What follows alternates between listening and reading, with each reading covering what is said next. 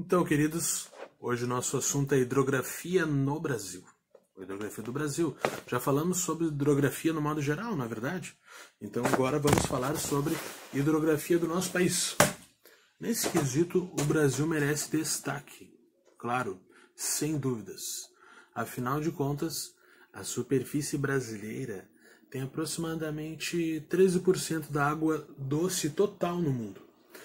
E um aspecto muito importante, toda essa água disponível para o uso, porque ela está em estado líquido.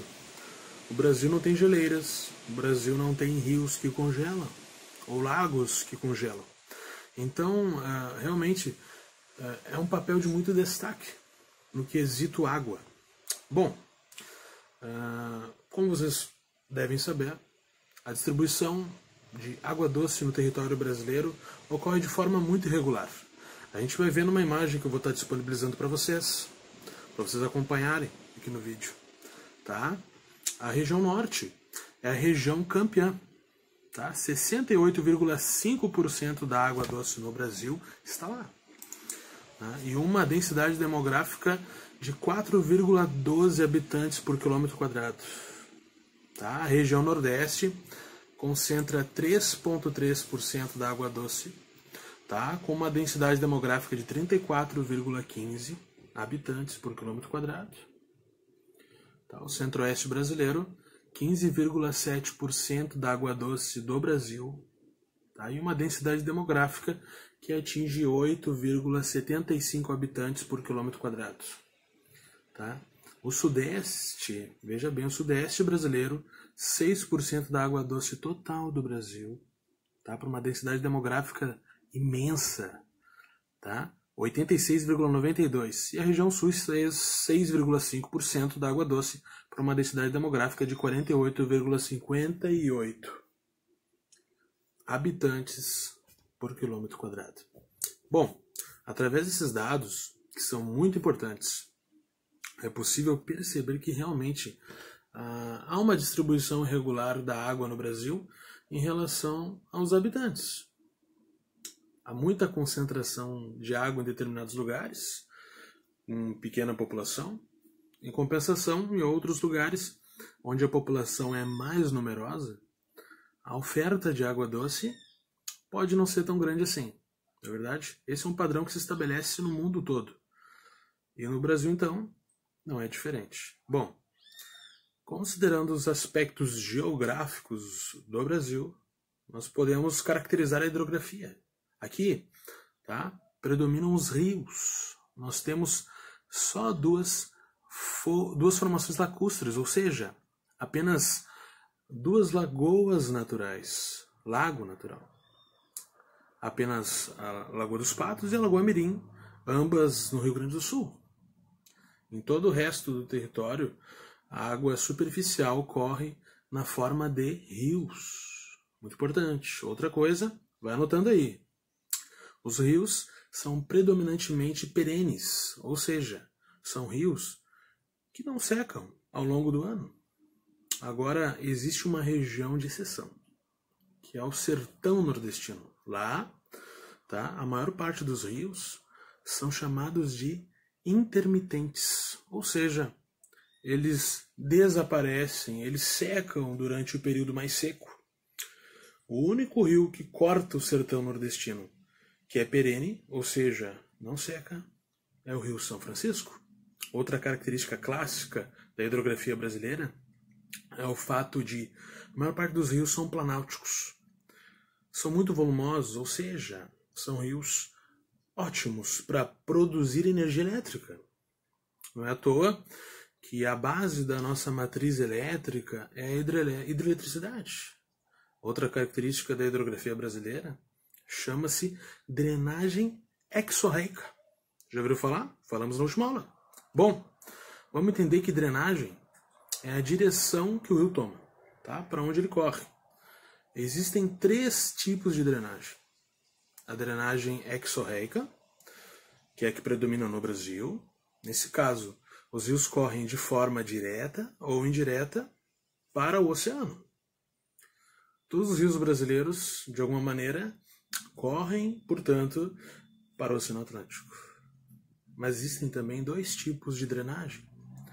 Não no Brasil, em outros lugares do mundo. As chamadas drenagem endorreica, que ocorre quando os rios correm para dentro do continente, e a drenagem arreica. Essa é muito mais difícil de acontecer, mas existe. É o rio, ao longo do seu curso, ele tende a desaparecer. Normalmente acontece em rios que correm para regiões desérticas. No Brasil, portanto, anote aí, drenagem exorreica, ou seja, os rios correm para o oceano. Uma última característica marcante da hidrografia brasileira é que a maior parte dos rios apresenta foz em estuário, ou seja, o rio deságua de forma direta no oceano. Foz é o local onde o rio deságua. Então, por exemplo, o rio ele pode desaguar em outro rio, né, quando ele é um afluente, e ele, de um modo geral, os principais desaguam no oceano. A foz em estuário, portanto, é a mais comum do Brasil. Mas existem outros dois tipos de foz, que é bom a gente dar aqui uma relembrada, né? A foz delta, a foz em delta, que é a foz onde o rio, ao desaguar, ele se ramifica, ele abre em canais. Tá? Eu vou estar passando a imagem para vocês, tá? Vejam as imagens também, né? No Brasil, existem rios com foz em delta. Também existem. Existem rios, devido ao porte ser muito grande, rios muito volumosos, que podem formar dois tipos de foz ao mesmo tempo, que é o caso do rio Amazonas, que tem foz mista. Tá? Então, o rio Amazonas, ao desaguar no oceano, devido ao seu tamanho, ao seu volume, ele forma um delta e também um estuário. Quando a gente considera o estudo da hidrografia, existe um conceito que é clássico, o conceito de bacia hidrográfica. Uma bacia hidrográfica é um conjunto formado por um rio principal, os seus afluentes e subafluentes. Normalmente onde uma bacia, toda a área onde uma bacia hidrográfica atua, ou onde ela existe, a gente chama de região hidrográfica. Como o território brasileiro é muito grande, e são muitos rios, né? É um território muito rico em água, aqui existem 12 bacias hidrográficas, 12. 6 que a gente vai chamar de principais, e 6 bacias chamadas de secundárias. Bom, das bacias principais, que são as mais importantes e merecem uma atenção, nós temos alguns destaques.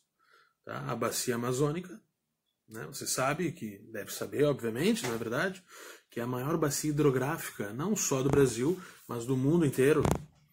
Nela predominam os rios mais planos.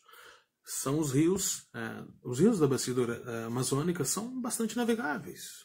Não é à toa que a região da Amazônia é a região brasileira onde a navegação fluvial mais ocorre.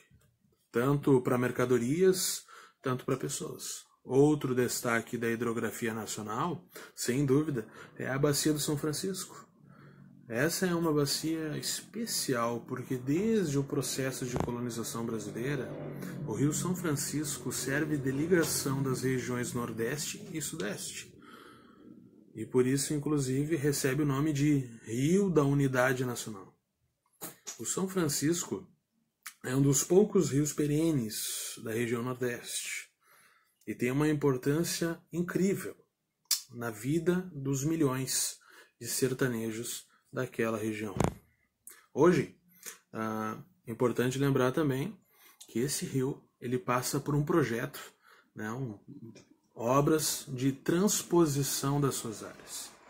A ideia é canalizar e levar água do São Francisco para abastecer rios intermitentes em diversas regiões do sertão. O bacia do Tocantins-Araguaia, né, é uma das outras bacias principais, é formada basicamente pelos rios planáuticos e passam da região centro-oeste até a região norte. São rios aproveitados para a produção de energia elétrica. Tá? Existem projetos de transformar esses rios, no caso do Araguaia, em hidrovia, mas ainda nada definido para o Congresso, né? Pelo Congresso. E aí, quando a gente pensa em bacias hidrográficas brasileiras, é importante percebermos que a bacia do Paraná, a bacia do Uruguai e a bacia do Paraná, juntas, formam uma única grande bacia hidrográfica que é chamada de Bacia Platina. Historicamente, tem uma importância muito grande no processo de colonização do Brasil, em função da geopolítica do Brasil com os países da América do Sul também. De um modo geral, a Bacia Platina, esse conjunto formado pelas 3 bacias hidrográficas, representa a bacia mais utilizada em todos os aspectos. A que mais produz energia elétrica, é a mais utilizada para o transporte de cargas, é também a que abastece o maior número de pessoas no Brasil e basicamente constituída por rios planálticos, que é uma característica do nosso território. Bom, pessoal, é sempre importante pensar que os rios brasileiros estão cada vez mais sendo utilizados, não só para abastecimento urbano, né, para água que chega na minha casa, aqui na sua casa, mas também para o desenvolvimento das mais diversas atividades econômicas. Cada vez mais a produção de energia elétrica, cada vez mais irrigação de lavouras, cada vez mais a utilização para pecuária, enfim. É preciso pensar no uso sustentável desses recursos. Afinal de contas, ninguém vive sem água, não é verdade? É preciso pensar que as gerações futuras também têm o direito a utilizar a água da forma que nós utilizamos hoje. Então é isso, pessoal. Essa foi a nossa última aula sobre hidrografia. Deixei para vocês os gabaritos das últimas atividades, que são muito importantes também para que vocês possam acompanhar o desenvolvimento do conhecimento de vocês e façam um resumo dessa aula que eu fiz agora. O resumo é bem importante, o resumo de no máximo uma folha. Vou estar passando também algumas imagens que são importantes para que vocês possam completar essa videoaula, analisar, e fazer o resumo, que vai ser muito importante também para a semana que vem, onde teremos algumas atividades pertinentes a esse assunto. E também o início do nosso novo conteúdo sobre vegetação e clima, os continentes, principalmente abordando o continente americano, onde está localizado o Brasil, que é a nossa fonte principal de estudos. Muito obrigado, pessoal, valeu e até a próxima.